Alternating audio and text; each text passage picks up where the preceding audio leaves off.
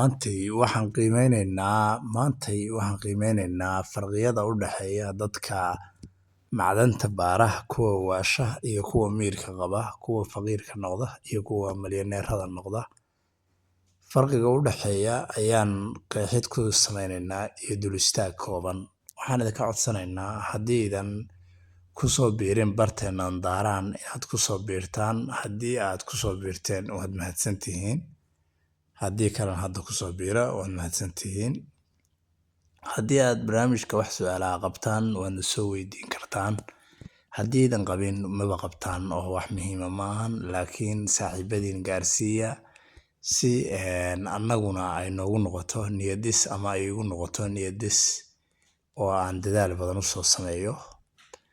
Waa sidaan ku soconay macdanta maantay dad badan ayaa baara sida aad ogtihiin. Dadka baara qaarkood way waashaan, qaarkoodna weligood way ku faqriyaan, qaarkoodna waqti dhow ama waqti dhexdhexaada ayay dhaqaale badan kaga sameeyaan.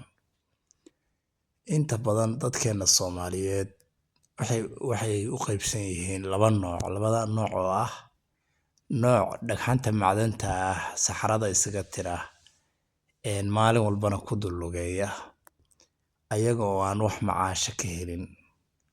Nooc labaad oo dhagxanta raadiya balse ayaguna aan wax aqoon u lahayn. Labada nooc ayay u badan yihiin. Labada nooc marka waxa kaloo jirta haddiiba qofka Soomaaliga ah uu dhagaxa helo 80% dhagaxan magaciisa iyo nooca uu yahay iyo qiimeynta uu joogo iyo meelaha laga helo ma yaqaano. Maadaama uusan waxyaalahaas oo dhan aqoonin waxaa dhacaysa inuu qofku wareer badan muto. Wareerkaas oo ah walwal dhagax walba makana kii fiicnaaya inuu ku faqriyo ku dhaqaale seego inuu ku niyad jabo dadka kalena inay dacaayad ku furaan. Taasi waxay keenaysaa caqabado badan maadaama qofku uu biil u baahan yahay hadduu doonana uu qoys iyo family iyo ehel iyo ciyaal leeyahay. Taas ayaa keenta dhibaatada. Waxaana kow ka ah aqoon la'aan. Waxaana laba ka ah busaaradda. Intaa markaan ka imaado dhagxanta macdanta dhaqaale ma laga sameyn karaa? Haa, waa laga sameyn karaa. Sidee looga sameyn karaa? Sida looga sameyn karo markaa waxay noqonaysaa in aad fahantid dhagax walba magaciisa iyo nooca uu yahay iyo cimilada laga helo iyo meelaha laga iibsado iyo cidda iibsata iyo sida xeerarka lagu iibsado iyo wadannada aad u jecel dhagaxan laga jecel yahay iyo meelaha badanaa laga helo. Haddii aadan aqoon muhiim maaha inaad taqaanid. Waa inaad leedahay cid kula shaqaysa oo dhagxanta kala taqaana oo ku hagta oo wax badan kula fududeysa. Haddii kale culays ayaad dareemi doontaa. Qofka Soomaaliga ah wuxuu rabaa inuu wax baaro, wax helo, wax dhaqaalaha asagoo uusan ka bixin. Ma jiro taasi.